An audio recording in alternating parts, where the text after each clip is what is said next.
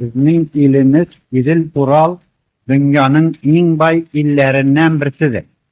Anın toprağı bir üzlü bulganga, İdil boyunun boğdayı, burayı, arışı, tulusu, bırçağı bir çokluklu bular. Anın kuyaşı bir rahimli bulganga, dilegi, parlıganı, kura dilegi almaz.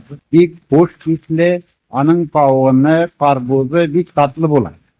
İlimizde İdil, Sulpan İdili, Ak İdil atlarında bir zor sular sugaralar. Ve bu idiller ilimizin her bir kısmağını uңaylı su yolları birbirine bağlap, anın kocalığın, medeniyetin bir türde alıp varığa zor yerden üteler. Sularımızdaki ak balık, süge balık ve ağlarının oğuldukları bütün dünyada tanıklıdır. Yılgalarımız boylarındaki bulunlarının iksiz tuzulgan ormanlarımızdaki yalanlarının üleni, biçeni, bir mul bulganga ilimizde bütün yurt hayvanlarının in yaşları dikkat. İlimizin patıgı, kımızı bütün tireyün illerde daru olarak tanılgandır. Ormanlarımızdaki bir türlü cenlikler, iyikler, yüzlerinin isetsiz, hitapsız, bahalı tirileri bile bütün dünya bakarını tutup duralar.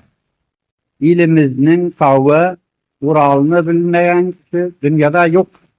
Anın etçi, ilk bay, hümer, resim birle, tulu bulgan kibik, ul, kara altın, ak altın, gümüş, kurgatın ve türlü asıl taşlarını binler yılı boyu bir imarsa bir iler.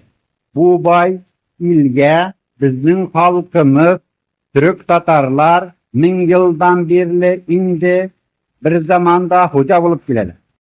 Babalarımız bu ilde Bulgar, Hazar, Altın Ordu, Kazan hanlıklarını kurdular. Saray, İdil, Kazan, Estarhan, Ufak gibi zor kalalar kaldılar. Babalarımız bu ilini Şerq ile Arap'ın satu alışını birleştirücü, Arap birle Şerq'nin medeniyetini alıştırıcı bir memleket bitip uyabildiler. Bizim halkımız ilk tırış, ilginci, ilk bundan sevdegar, kiregi bulganda army salmı turgan batır tuğuttur. Ul kitap ilimini suyucu, Türk hakkına hürmet etücü, doğrulukka can atıcı bir halk. Ul başlıklıktan jirat, vatuçıga düşman, sınıçlık dilevçi, kurucu, düzücü, devletçi bir millet. Anın tarihi ilk pay bulgan sebek, anın kilekegi de ilk ümitlidir. Anın alnındaki imkanlar da ilk zordur. Bizning ilimiz yemli, suyumuz demli, halkımız canlıdır.